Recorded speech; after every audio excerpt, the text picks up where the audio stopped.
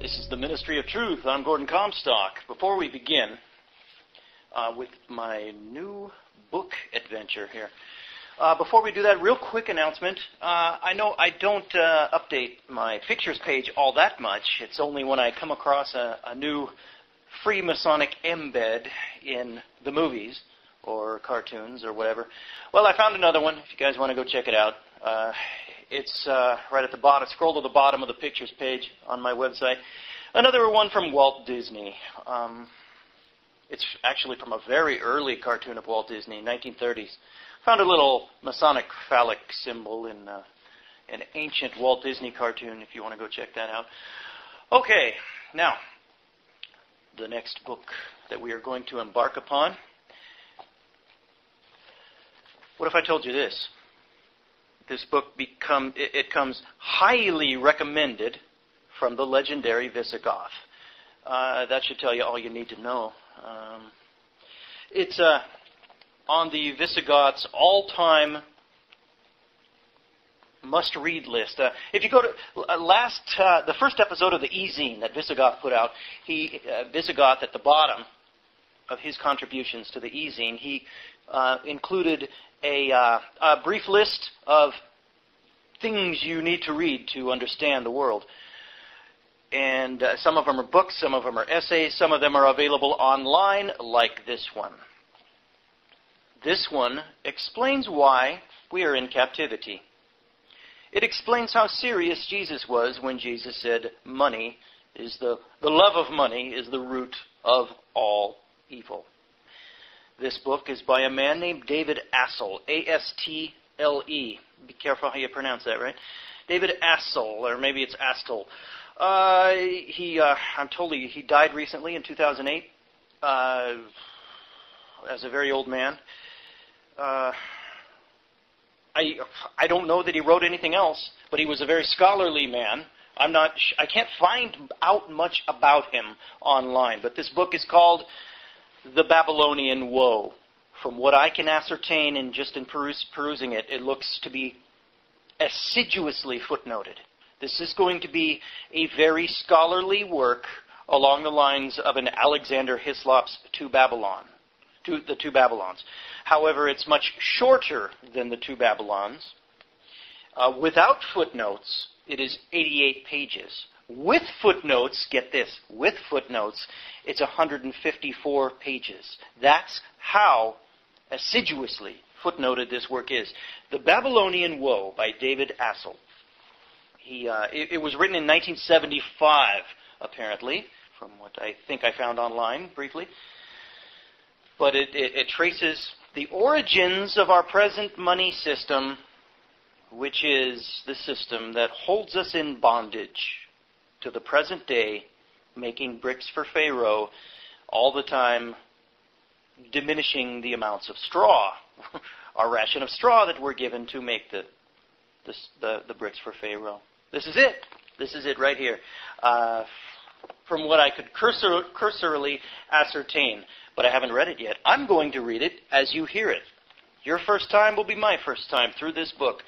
Here we go. I'm really looking forward to this. These are the kinds of books I really dig.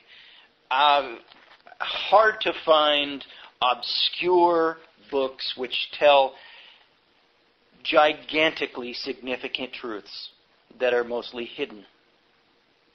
Just like the last book I read by Peter Kershaw. Boy, is that book ever needed. That In Caesar's Grip book. Prior to that, we did Gustavus Myers, History of the Great American Fortunes. Prior to that, we did Maureen Heaton's The Impossible Dream. Prior to that, we did the two works from the early 19th century, the early 1800s, by American inventor Samuel Morse, where even in the early 1800s, this highly esteemed, brilliant, scholarly American, famous inventor, had traveled to Italy and was warning the United States that the papacy was trying to take over the United States, even in the early 1800s. And then they did, with the Civil War and all the so-called Civil War. Okay, here we go. The Babylonian Woe by David Astle. A study of the origin of certain banking practices and of their effect on the events of ancient history written in the light of the present day. Following quote is from Augustus Beck from the Public Economy of Athens from 1828. Quote, "The intellectual faculties, however, are not of themselves sufficient to produce external action.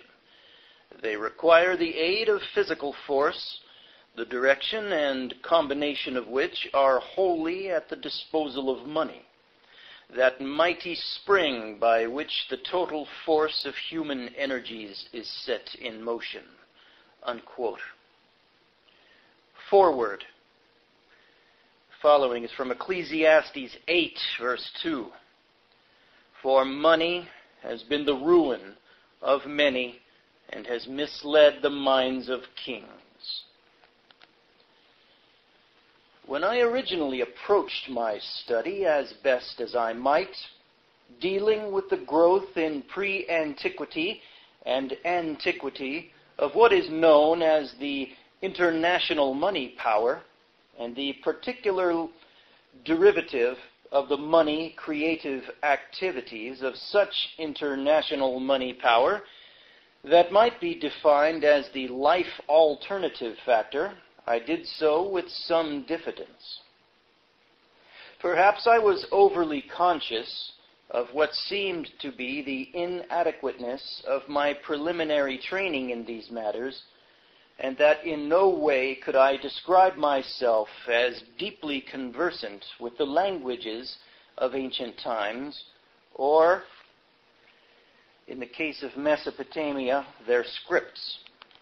However, in my preliminary studies, involving checking through the indices of a number of those standard books of reference dealing with the ancient civilizations, I soon found that any feelings of inferiority, insofar as the adequacy of my scholarship relative to my particular subject was concerned, were unwarranted, and that qualms in these respects were by no means justified.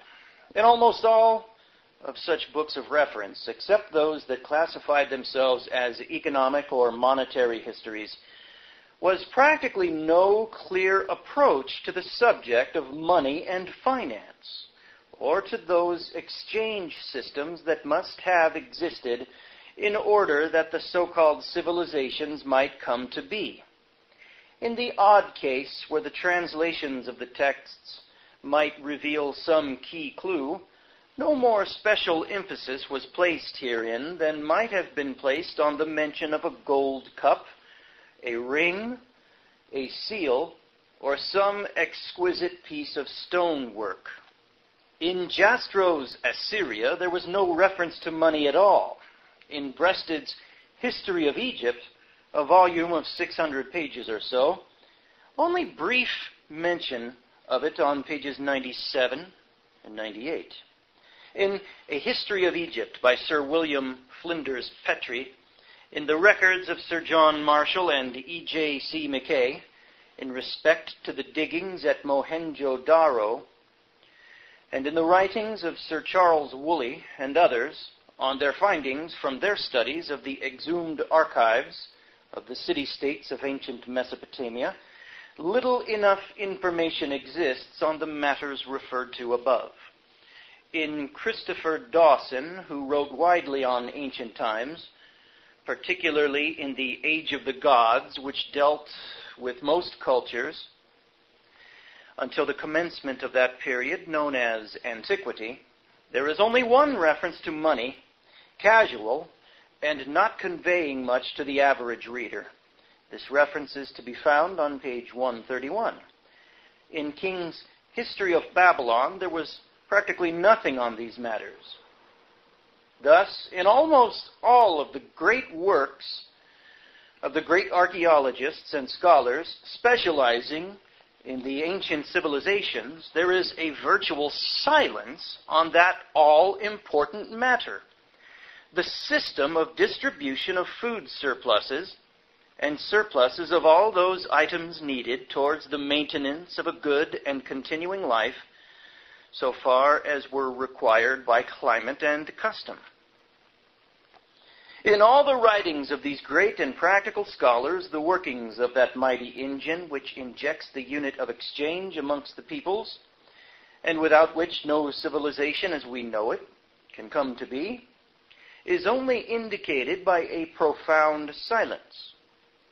Of the systems of exchanges, of the unit of exchange and its issue by private individuals, as distinct from its issue as by the authority of sovereign rule, on this all-important matter, governing in such totality the conditions of progression into the future of these peoples, not a word to speak of.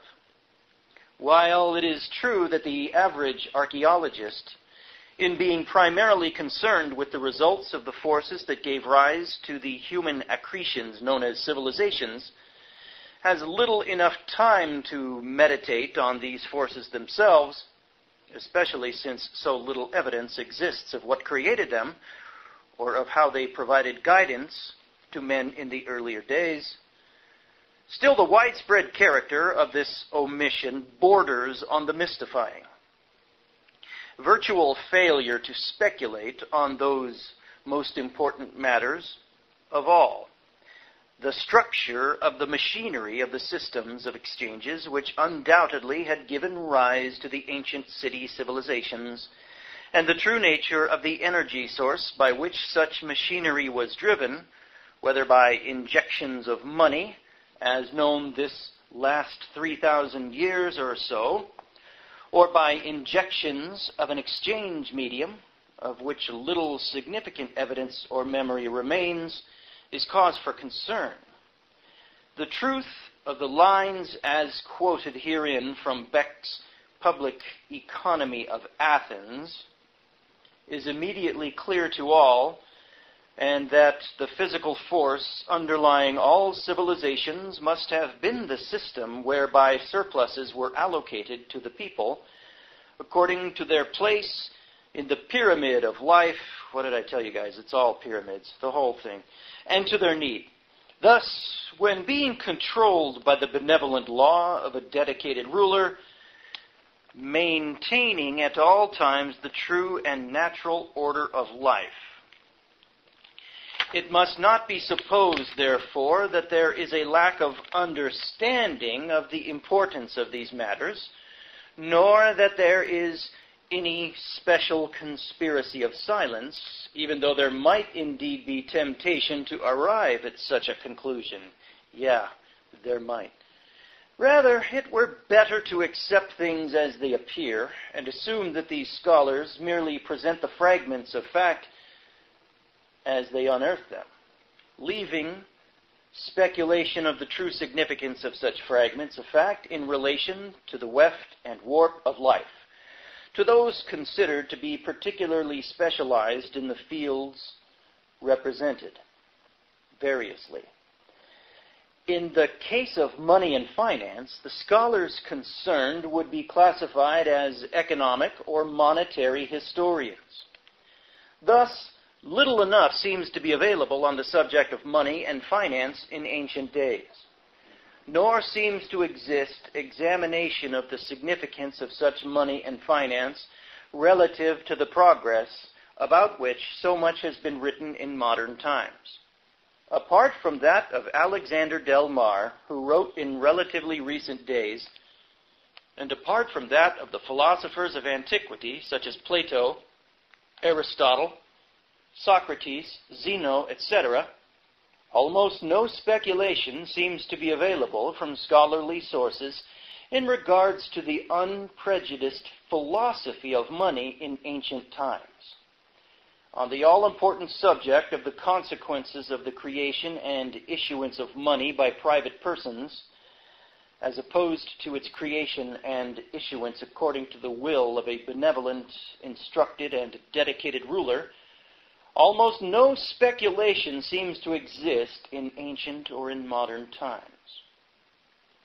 Of those forces that sought throughout history to undermine any ruler who may have been firmly in the saddle because of his exercise of that prerogative, which is the foundation of the state power or God will, of which he is the living evincement, insomuch as he maintained firm control of the original issuance of money and its injection into circulation amongst the people as against state expenditures, almost nothing seems to be known.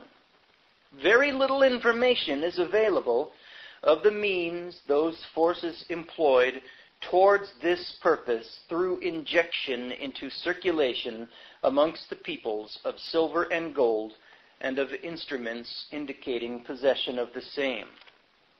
Practically no information seems to exist of the growth of private money creation in the days of the ancient city-states of Mesopotamia, of which, because of their records being preserved on fire-baked clay, more is known than of more recent civilizations. And the gap must necessarily be filled by a certain amount of speculation. Little is known of the beginnings of the fraudulent issuance by private persons of the unit of exchange, as in opposition to the law of the gods from whom kings in ancient times claimed to derive their divine origin. Nor is there any information on the significance of such practice relative to the continued stability of the natural order of life, in which obtained that system wherein the fount of all power was the God. Such power descending to man by way of king and priesthood, and directing him as he proceeded about his everyday affairs, content that God's in his heaven and all's right with the world. The use of tools of hardened iron in the mining industry about the beginning of the first millennium BC, together with a changed attitude towards slave labor, in which the slave, so far as mining was concerned, was assessed at cost per life, must have brought relatively a very flood of silver into the circulation of the cities of the Near East. Such flood of silver injected into the circulation largely by private business houses, who no doubt controlled the mines, however distant, especially after the institution of coinage, in which a piece of silver of known weight and fineness passed from hand to hand, must finally and forever have broken that control of exchanges previously exercised by the god of the city through priest, king, and priest. Thus, all priest kings and priests came to forget that the foundations of the people given to them from on high towards the maintenance of the right living and tranquil procession through life of their peoples were the laws of distribution of surpluses as written on the scribe's tablet. Laws instituted by the God himself, each ordering a specified dispensation from the surpluses in his warehouses in the ziggurat to the holder of the tablet. They too fell into the error of believing that silver with value, created as a result of its being used as a balancing factor in international exchange, could become a perpetual storehouse of value. They themselves became consumed in the scramble for this gleaming metal, so conceding it, through its controllers, the power to set itself up in opposition to the law of the gods, to raise itself up in its own right, God in itself.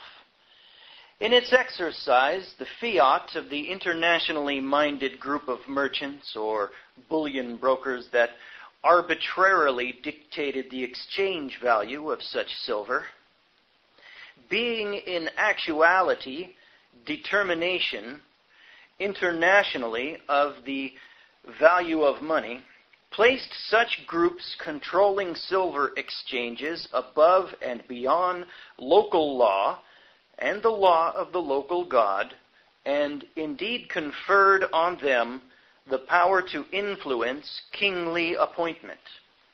It made of them the servants of a one God, a God above all gods, thereby somewhat relegating the God whose order on the state warehouses, as inscribed on clay by scribe or priest, had been the law governing exchanges, to the place of their servant the instrument. So money is becoming God, and those who are in charge of the money, who get control of the money by first owning the mines, if I'm reading this correctly, those get to be real kings, and they displace the real king, and the real king becomes a figurehead, and they appoint the money lords, the money kings, begin appointing kings. And what happens today when the Federal Reserve head supposedly is appointed by the president, but people with a real brain and eyes to see know that it's the other way around. It's the Fed and the Council on Foreign Relations that appoint the presidents, select the presidents for us to, quote-unquote, vote for. Okay, wrote Professor Rostovtsev, scholar and economic historian of renown, quote, I have, however, kept before me as a guiding principle in this, as other historical works I have written, the maxim that the complexity of life should never be forgotten, and that no single feature should be regarded as basic and decisive, unquote.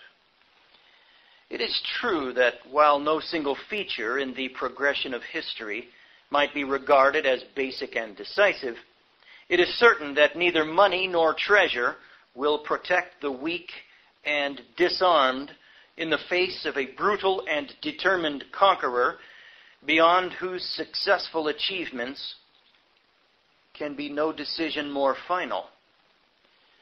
It is also certain that the money accumulation mania, injected by fame into the minds of the people as a replacement to their concern with those natural qualities endeavoring to color the current of human life through time, amongst which are numbered virtue, honor, and godliness, destroys equally as any other debilitating disease, and will surely and speedily drag any people down to degeneracy and decay.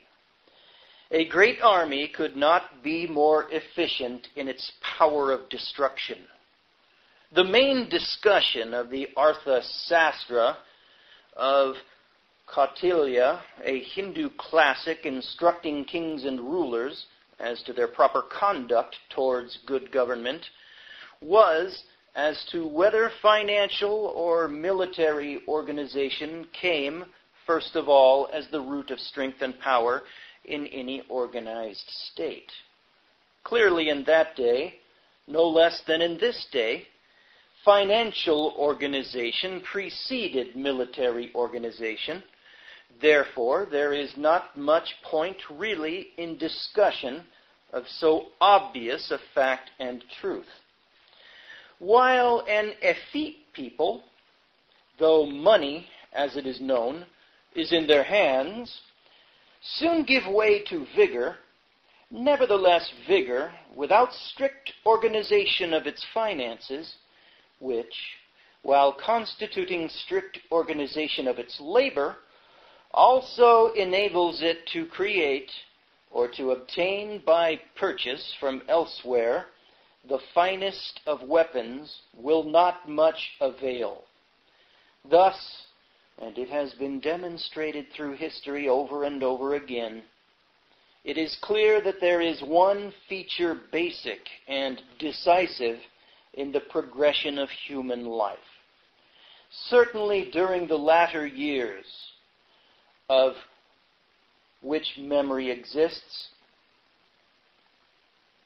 that feature, particularly in relatively modern societies from the Bronze Age onwards, and during that period of the rapid perfection of the mass production of weapons, is monetary organization, and what precious metals are available for purposes of international exchange as against the purchase of those finest of weapons and essential materials of war only obtainable abroad, and as wages for the most skilled men at arms, from wherever obtainable, abroad or otherwise. And the following is from an ancient Egyptian poem. The gates of Egypt stand fast like immutet. They open not to the westerners. They open not to the easterners. They open not to the northerners. They open not to the southerners. They open not to the enemy who dwells within. Much of history as we know it is the record of civilizations to counter and evade destruction of themselves from without or within. Or is the record of their efforts to destroy other seemingly competing civilizations or peoples attacking them from without or within. War is as inevitable as is peace as the result of the exhaustion of war, and there are few peoples that escape.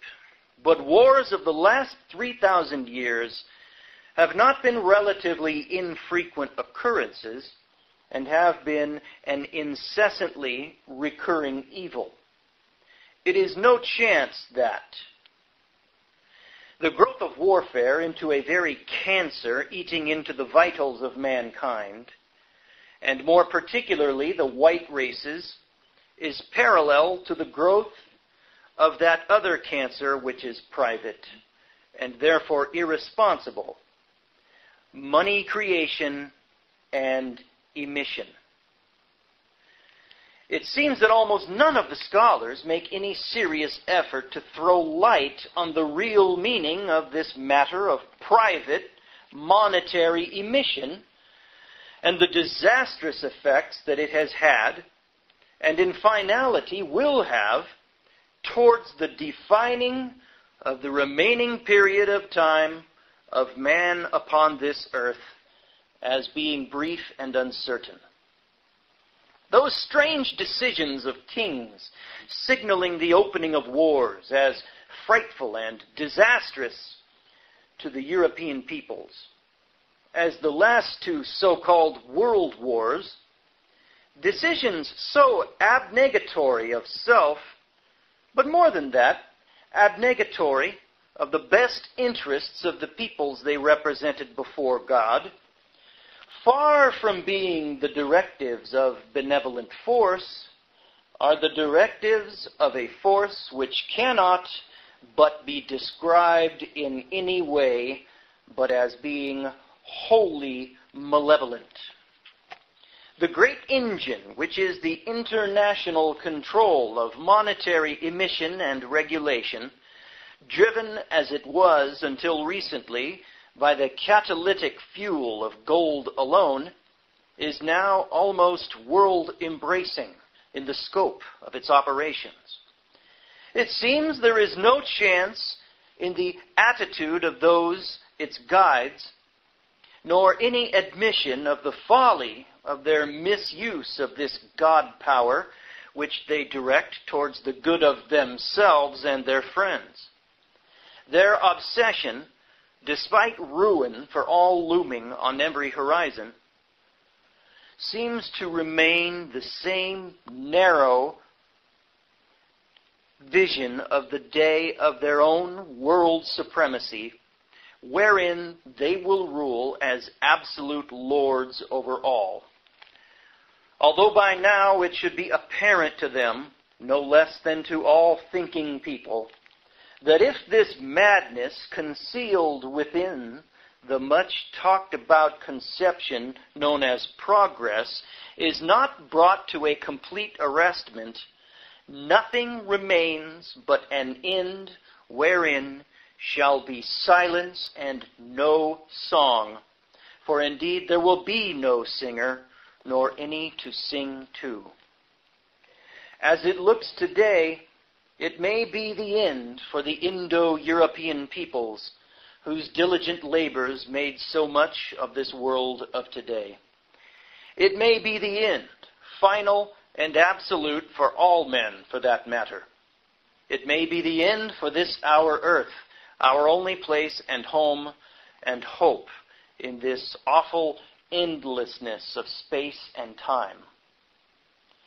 It should be more than apparent that in the relatively recent day when kingship and godship were one, so far as the simple souls were concerned, and the God and his viceroy on earth, the priest-king, were creators and controllers of the economic good, exchanges were created in order that the people might live a fuller life, and not so much to benefit any secret society or interlocked group standing aside from the main paths of mankind, but to benefit all who kneeled humbly before the Almighty, each fully in acceptance of himself as part of the God-wish, eternal and infinite.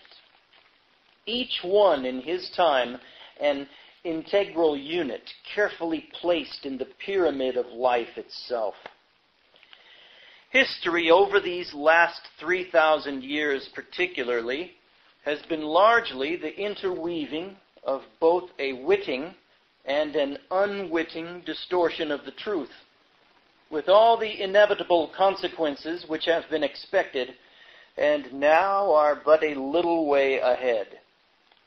Kings largely became the mouthpiece and sword arm of those semi-secret societies that controlled the material of money as its outward and visible symbols came to be restricted to gold, silver, and copper.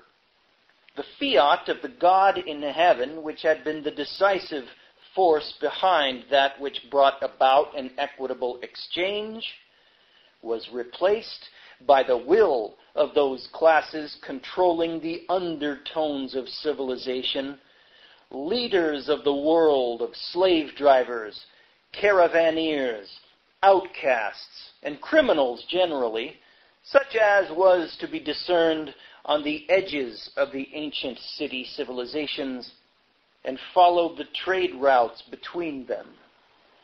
The instrument of this will was precious metal.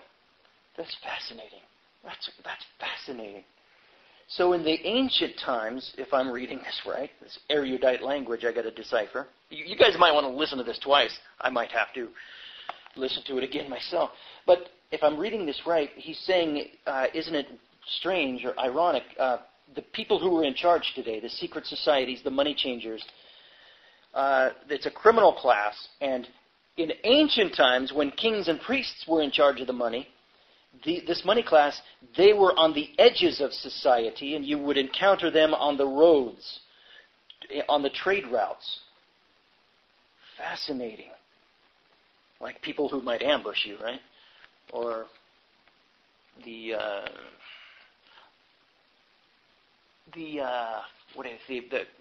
Templars. Think of even the Templars, the first bankers. What might have been or not have been the scruples of them. They were on the fringes of society, though, on the trade routes, were they not? At least initially. Anyway.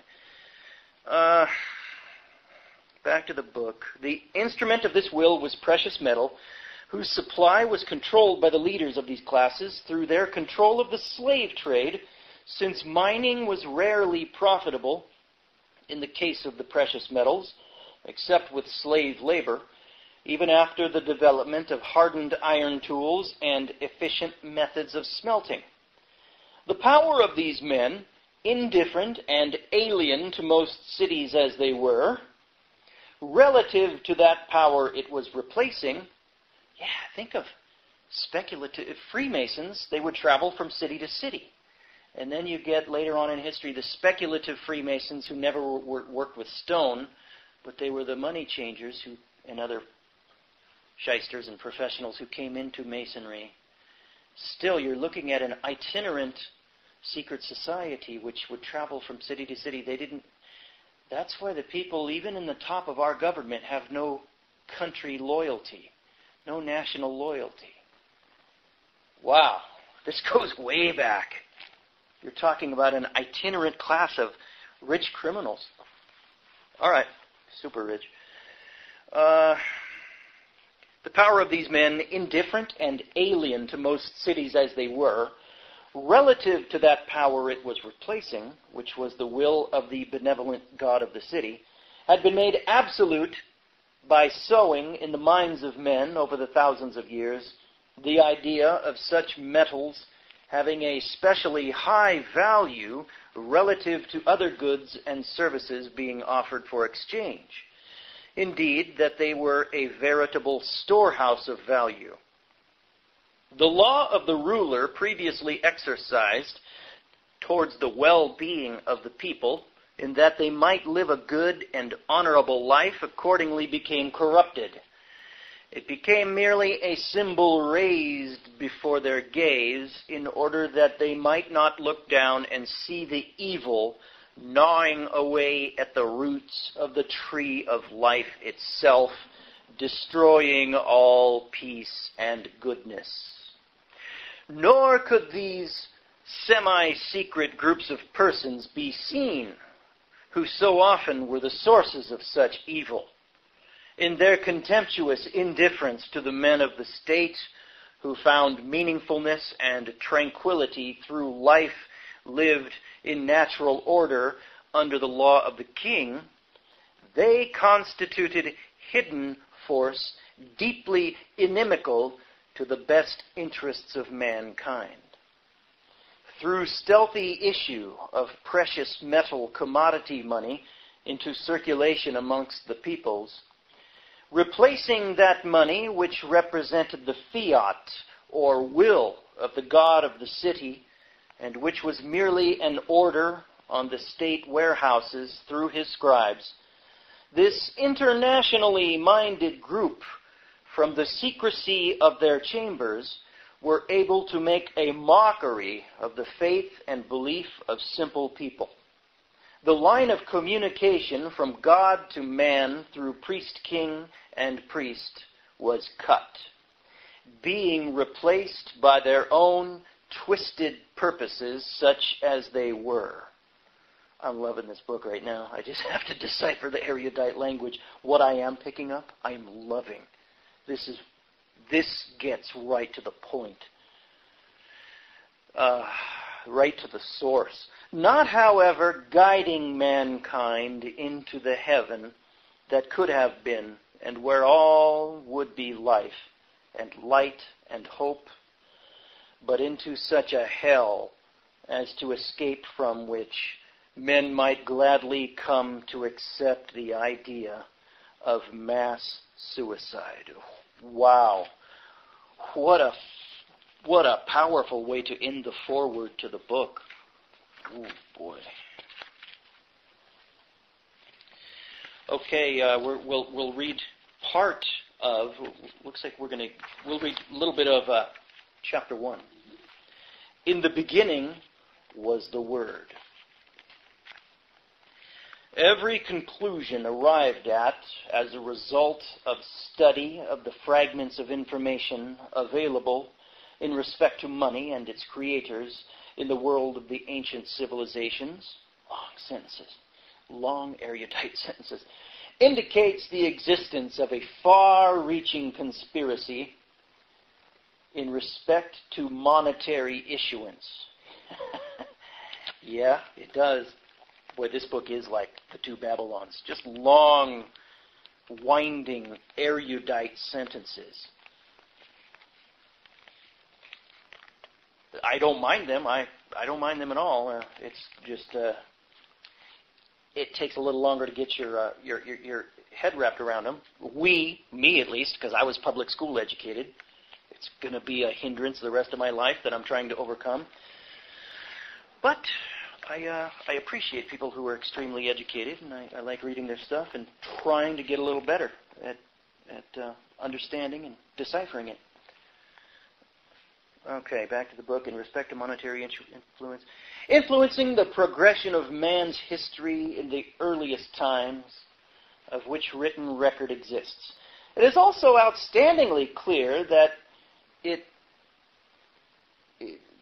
the words cut out, it's something parent to that acknowledged and most obvious conspiracy such as exists today.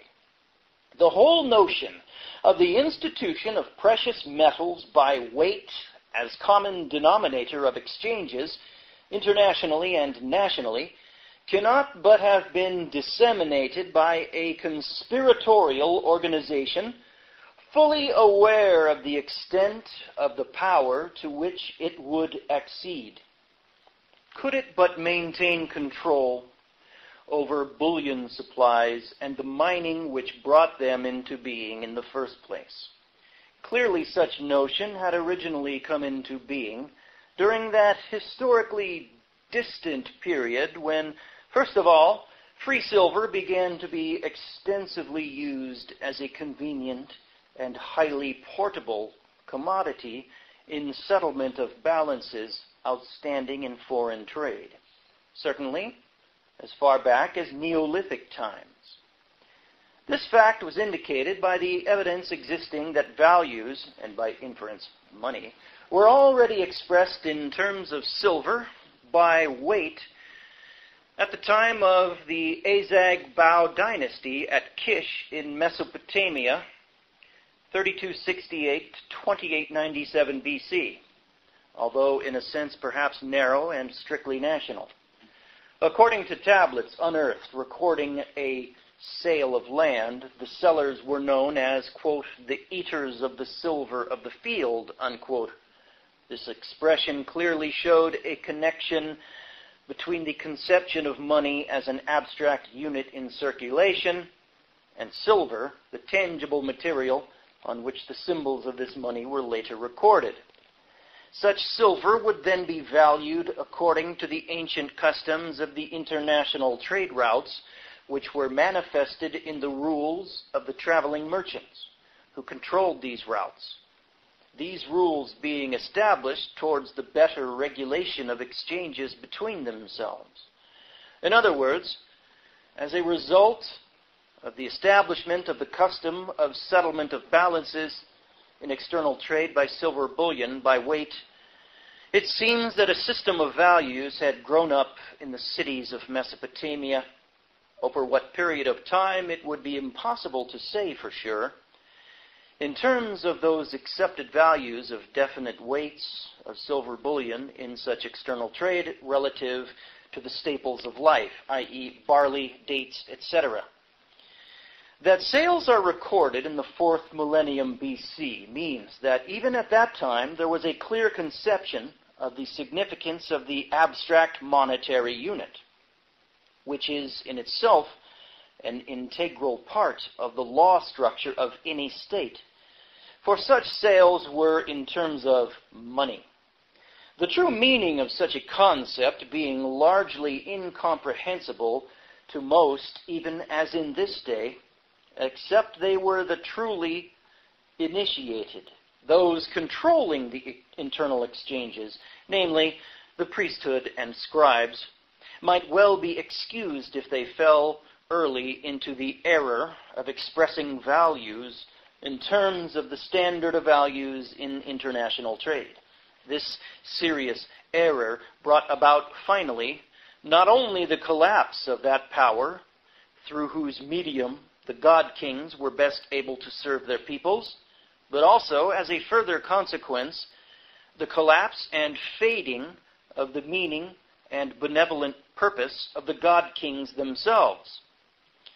With silver bullion controlled by an international and conspiratorial-minded group, as indeed it is obvious it must have been, considering the main sources of silver supply as being far away from those centers of civilization whose money depended on it, and yet with people coming to equate money, in actuality the law of the ruler, with value according to the law created in the exchanges by the custom of the use of that same privately controlled commodity, then it becomes quite clear that scarcity or plenty in money, whatever way it was evinced in the circulation, depended on the manipulations internationally of that group controlling the distribution of precious metal bullion, and the plenty or scarcity they created as was convenient to them. If there was no silver, why then? There was no money, and prices fell. Substitute gold for silver, and history, seeming to fast repeat itself, we have the condition of the European world of the last 2,000 years. If there was no gold, why then again there was no money. Hence was able to develop that conspiracy against mankind, most exemplified by a continuous propaganda of hate against all authority, in pre-antiquity and antiquity, against the many city gods, and in relatively modern times against the kings that rose out of the ruins of that which had been Rome. As those controlling totally the economic life of a state through monetary creation and emission, must have felt that kings and gods were more of a nuisance than anything else, the instigators of this conspiracy, in whatever place and era, obviously were those who first did the business of bankers, the controllers of values, and consequently the economic life of the states wherever precious metal was used. According to Sir Charles Woolley, excavator of the city of in southern Mesopotamia, the unit of exchange in the days of the great city-states of Mesopotamia of the 3rd and 4th millennium BC, and which served therefore as common denominator of the value of goods and services, was the measure of barley, while, however, pointing out that gold and silver came to pass from hand to hand, with a value dictated by their value with reference to the constant value of a measure of barley, he asserts that the salaries of government officials at the time of Hammurabi, about the beginning of the 2nd millennium BC, were assessed in barley but paid in silver, such silver having neither stamp nor government guarantee.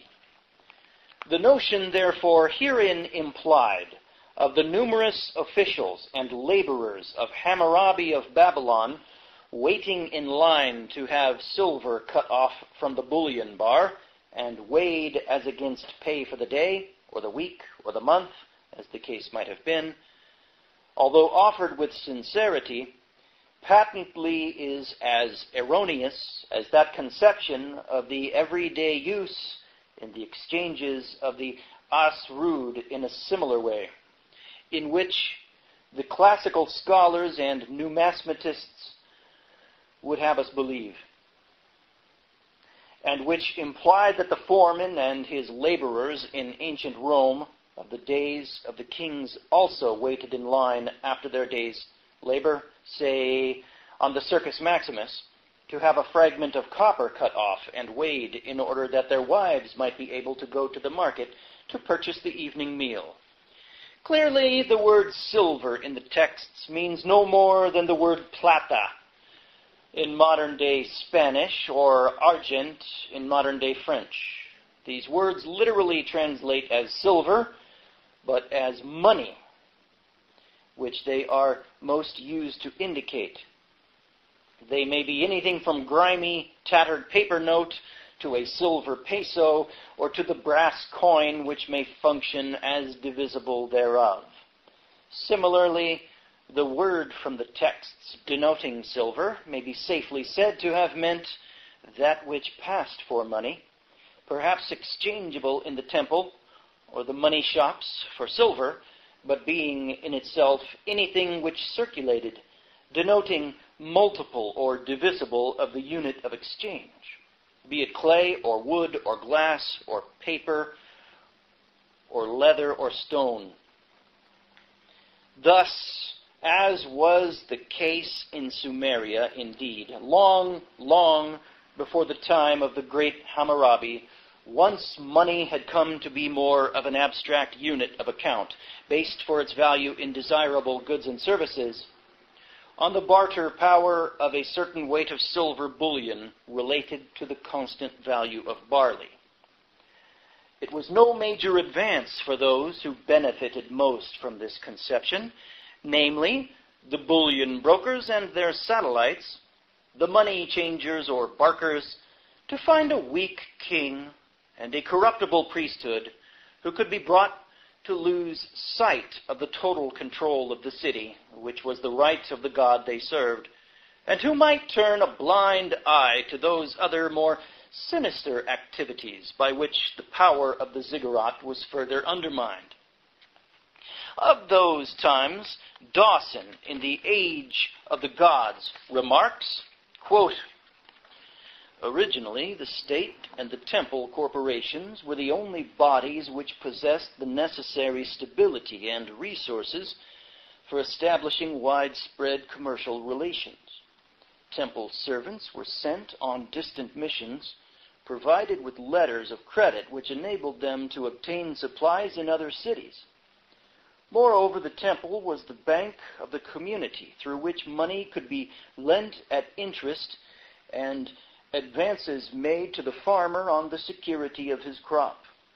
Thus, in the course of the third millennium, there grew up in Mesopotamia a regular money economy based on precious metals as standards of exchange, which stimulated private wealth and enterprise and led to real capitalist development. The temple and the palace remained the centers of the economic life of the community, but by their side and under their shelter, there developed a many-sided activity which found expression in the guilds of the free craftsmen and the merchants, and the private enterprise of the individual capitalist," unquote. This information from Christopher Dawson, with the translation of the tablets before him, and every assistance, no doubt, from those students in that particular field, is most illuminating. But of the undertones of those highly significant years in man's period upon this earth, he seems to see little, or he just does not choose to speculate as to their nature. Principal amongst those undertones, and quite possibly the force that brought these changes about, may safely be assumed to be the secret and private expansion of the total money supply effected primarily by the issuance into circulation of false receipts for silver and other valuables, supposedly being held on deposit in thief-proof vaults or otherwise for safe custody. Such receipts would be accepted by merchants instead of the actual metal and would function as money, and would be an addition to the total money supply, though not understood as such by the rulers, who would thus easily be inveigled into lending their sanction to seemingly harmless practices, or at least into turning a blind eye, especially if priesthood and scribes so advised. With that growth of the conception of private wealth, which would automatically follow on the acceptance of the idea of buying and selling, or perhaps better put, preceded such idea of buying and selling as according to a silver standard internationally accepted, such involvement of priesthood and scribe would not be hard to achieve. According to Sir Charles Woolley, trade seemed to extend from the city of Ur, particularly during the so-called Third Dynasty, over the whole known world, which certainly reached as far afield as Europe, being carried on by means of letters of credit, bills of exchange, and quote-unquote promises to pay, i.e. checks, made out in terms of staple necessities, of life expressed in terms of silver, at valuation of barley, probably at a given season of the year. All right, I'll go ahead and read the rest of chapter 1, but I'll tell you what, I'm going to take a couple of minutes break here. I'll see you on the other side. Okay, we're back. Time for the rest of chapter 1 of The Babylonian Woe by David Astle. There also is no doubt that the merchant, as representative of the god of the city from which he journeyed, loaned money by which the customers were able to make their purchases, such money merely being an abstraction indicated by the figures on the clay tablet. In earlier days, being backed by the will force of the god of the city, and in later days, by the promises of silver issued by the one who, at the time, would be the equivalent of today's banker, and who, should such a need arise, such as would be occasioned by the temple withdrawing its sanction or permissiveness towards his activities, would be able to partially back his self-created abstract money, which was the reality of such promises, with actual silver. Thus the caravaneer, or traveling merchant, gave credit, whether his own or that of the merchant for whom he was agent. From the ziggurat itself, directly the dwelling place of the god, it functioned as a form of foreign aid similar to the foreign aid of today. Considering that the merchant in earlier times operated solely with the credit of the temple that raised him up, while the temple remained supreme, such foreign aid was instrument of state policy, maintaining the servility of lesser states, while at the same time maintaining the steady working capacity of the home manufacturers and contented people in consequence. The classes of the dominant power were content that the manufactories gave them daily labor, and the classes of the subordinate power were able to buy the luxuries they craved and the necessities they needed as against money deducted from the credits loaned by the dominant power. Repayment of these credits, as in today, was made by way of return shipment of raw materials such as were needed for the manufactories of the dominant state. That such raw materials were assessed in value as according to the international value of silver related to the national value of barley in the dominant state seems most likely. However, it is clear that with the growth of silver in circulation between private persons and between private persons and states, as now would become an inevitability, that which had been total economic control from the gods through his servants in the ziggurat was bypassed, and merchants were now able to deal privately using their own credit or powers of abstract money creation.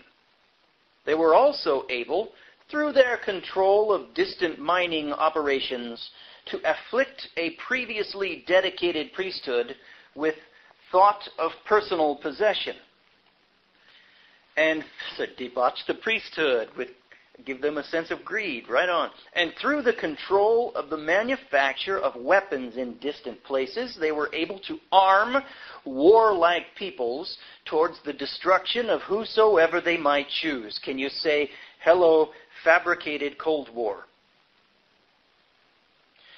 Those merchants of whatever race they may have been, who voyaged to the cities of Sumeria from places as far distant as the great cities of the Indus Valley civilization, known today as Mohenjo-Daro and Harappa, as is clearly demonstrated by the Sumerian seals found at Mohenjo-Daro and the seals from Mohenjo-Daro found at Ur, and who were without a doubt one of the main sources of precious metal supply in Sumeria. Those merchants came to realize that they could actually create that which functioned as money with but the record incised by the stylus on the clay tablet promising metal or money. Hello, fiat money. Can you say money backed by nothing? Obviously, as a result of this discovery, which depended on the confidence they were able to create in the minds of the peoples of their integrity, provided they banded themselves together with an absolute secrecy that excluded all other than their proven and chosen brethren, they could replace the god of the city himself as the giver of all. If so be, they could institute a conception of a one God, their God, a special God of the world, a God above all gods, then not merely the city, be it Ur or Kish or Lachish or Uruk, but the world itself could be theirs, and all that was in it. A strange dream, one whose fulfillment they never really expected. Some evidence of the knowledge and previous existence of such practice of issuance of false receipts, as against supposed valuables on deposit for safekeeping, clearly exists in the law number 7 of the great Hammurabi, which same law was undoubtedly intended as a preventative to this sickness in society, which, even at that day, may very well have been the cancer that destroyed much that has been before. According to Professor Bright, the Code of Hammurabi was but a revision of 2 legal codes promulgated in Sumerian by Lipit Ishtar of Isin and in Akkadian by the king of Eshnumua during the period of the breakup of that power formerly wielded by the god at Ur, that is, at about the same time that Ur was sacked by the Elamites in 1950 BC. And Amorite and Elamite political power was established over northern and southern Mesopotamia. Both of these codes are well before the Code of Hammurabi and are evidence of the latter being but a revision of law codes existing in the days of Ur-Nammu, or before Ur-Nammu, meaning that most outstanding ruler who reigned from 2278 BC to 2260 BC during the third dynasty at Ur. The severity of the penalty and the placing of the law so high in the code leaves little doubt that it was directed against an evil that was by no means new, and, who knows, may have been one of the deep-seated causes of the invasions that devastated Ur, both from the Gutim, the Elamites, the Amorites, and the Hittites. For no doubt of old, just as today, money power was as busy arming the enemies of the people, amongst whom it sojourned, as that people themselves. This is why the American corporations, even during the Vietnam War, was supplying the Soviet Union. This is why. This proves what was documented and proved by Anthony Sutton in all of his writings. It was going on in ancient times. The bankers profit by loaning to both sides and manufacturing arms and weapons for both sides of any war that they foment so they can profit more. While the scholars do not appear to have paid any special attention to this particular law, or to have attached to it any special significance, its true intent and purpose is clear to anyone conversant with the origins of private money issuance in modern times, as indicated by the familiar story of the goldsmith's multiple receipts. Quote, if a man buys silver or gold or slave girl, or ox or sheep or ass or anything else whatsoever from a free man's son, or a free man's slave, or has received them for safe custody without witness or contract, that man is a thief, he shall be put to death. Unquote.